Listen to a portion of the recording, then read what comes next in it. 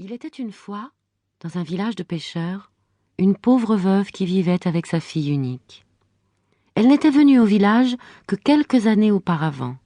Lorsque le mari de la veuve, un marchand de la ville, vivait encore, toute la famille jouissait d'une vie heureuse dans l'abondance. Mais ne dit-on pas que le bonheur est fragile? Un jour, le marchand tomba malade, et peu de temps après, il fut enterré avec de grands honneurs. La veuve resta seule avec sa fille. Peut-être n'entendait-elle rien aux affaires, peut-être avait-elle de la malchance. Quoi qu'il en soit, les clients se firent de plus en plus rares. Mais les dettes, par contre, devinrent de plus en plus nombreuses, jusqu'à ce que la veuve n'eût d'autre ressource que de vendre ce qui restait, de payer les dettes et de quitter la ville. Dans le village, elle vivait modestement et dédiait tout son amour à l'éducation de sa fille qui, au fur et à mesure qu'elle grandissait, lui rendait de plein cœur tout l'amour et toute la sollicitude dont elle l'entourait. La jeune fille avait un cœur bon et compatissant. Elle était aimable et gentille avec tout le monde. À la regarder, on devait l'aimer. La veuve se réjouissait d'avoir une telle fille, et en la voyant s'occuper de sa mère, lui prendre son travail, balayer la cour et apporter de l'eau, elle en oubliait tous ses soucis. Mais la veuve était déjà vieille, l'argent se faisait de plus en plus rare, et la petite Hanako décida de prendre du service pour l'aider.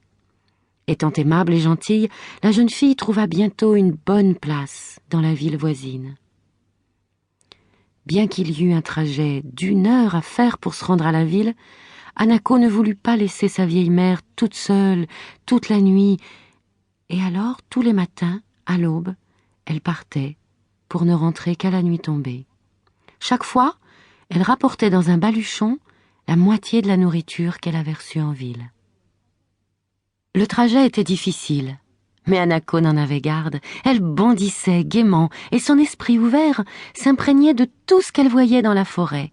Hanako connaissait chaque nid d'oiseau et chaque fleur nouvellement éclose. Mais son intérêt se portait particulièrement sur un grand châtaignier à la ramure étalée qui se trouvait à mi-chemin entre la ville et le village. Le tronc élancé était visible à une grande distance et Hanako le saluait de loin, car il lui indiquait qu'elle avait déjà fait la moitié de la route. Bientôt, elle s'attacha à l'arbre, et elle prit l'agréable habitude de s'arrêter auprès de lui, indépendamment du temps qu'il neige ou que brille le soleil, pour lui raconter ce qu'elle avait vu dans la journée, quelles étaient les nouveautés de la ville que l'arbre, qui était pourtant bien plus grand que la petite Hanako, ne pouvait apercevoir, ou encore quelles fleurs étaient écloses dans son petit jardin. Le plus souvent, elle lui parlait de sa mère, dont les jambes avaient maintenant du mal à la porter, et dont elle aurait tant aimé faciliter la vie. Et bavardant ainsi, elle caressait tendrement la vieille écorce fissurée du géant et enlevait les feuilles et les brindilles sèches que le vent avait amassées sur ses racines.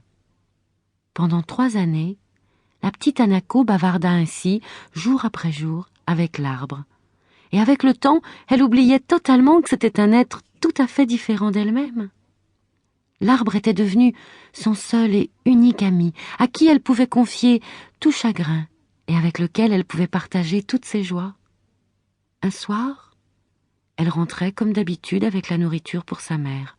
Ce jour-là, son service avait duré plus longtemps et elle se hâtait pour que sa mère ait le repas à temps et ne se fasse pas de soucis. De loin, elle scruta l'horizon pour voir l'arbre qui lui indiquait le milieu du trajet, même si cette fois elle n'avait pas le temps de bavarder avec lui. Mais il lui était toujours possible de s'arrêter un instant et de caresser son écorce. Ainsi regardait-elle loin devant elle, se réjouissant de la rencontre avec son ami, sans s'apercevoir que des nuages noirs s'amoncelaient dans le ciel. Lorsque tombèrent les premières gouttes, elle eut juste le temps de courir vers son arbre pour se protéger sous son épais feuillage. La pluie battait de toutes ses forces contre le feuillage, et Hanako se serrait étroitement contre le tronc et écoutait le bruissement de l'eau. Soudain, elle eut l'impression d'entendre, à travers le battement des gouttes de pluie, une petite voix qui disait « Chère Hanako ».